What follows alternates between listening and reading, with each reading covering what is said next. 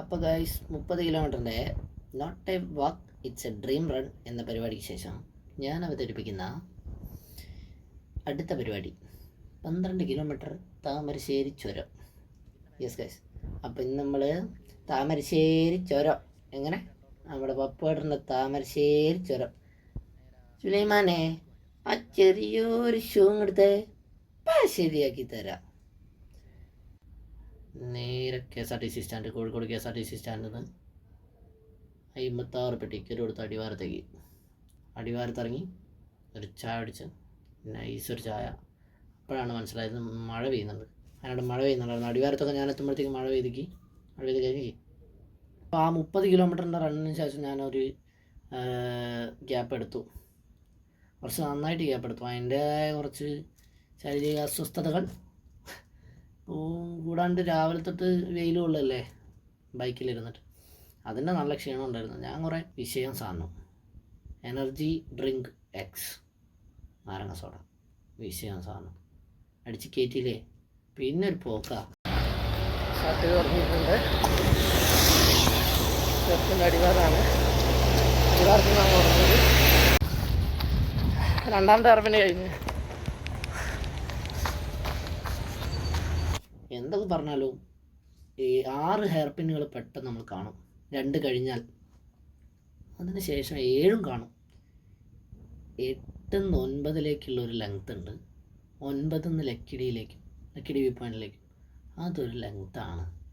8 നിന്ന് 9 നമ്മൾ എത്തൂല. നമുക്ക് ഭയങ്കരമായിട്ട് ദൂരം ഫീൽ ചെയ്യും.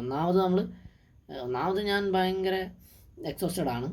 അതിൻ്റെ പുറത്ത് ഓൾറെഡി എനിക്ക് തോന്നുന്നു ഒരു 4 കിലോമീറ്റർ 8ാമത്തെ ബെൻഡിൽ നിന്ന് ഒരു 4 കിലോമീറ്റർ ഉണ്ട് ലക്കിടി വ്യൂ പോയിന്റിലേക്ക്.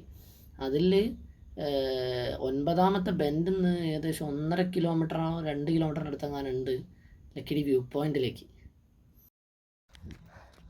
നല്ല മഴയാണ് ഗൈസ്. ചോർത്തമ്മൽ നല്ല മഴയായിരുന്നു. ഇത്രയും നേരം ഫോൺ ഓണാക്കാൻ പറ്റിയില്ല. ഇപ്പോഴാണ് ഫോൺ ഓണാക്കുന്നത്. എത്താനായി. ഇത് കണ്ടോ,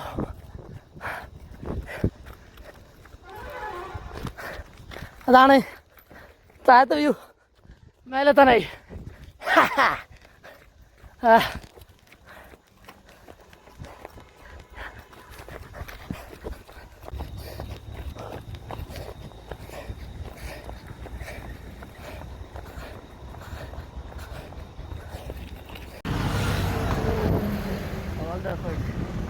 നല്ല ക്ഷീണമുണ്ട്.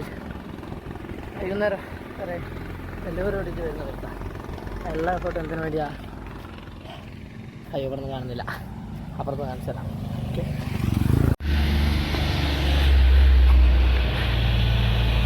ഈ ഒരൊറ്റ വ്യൂവിന് വേണ്ടി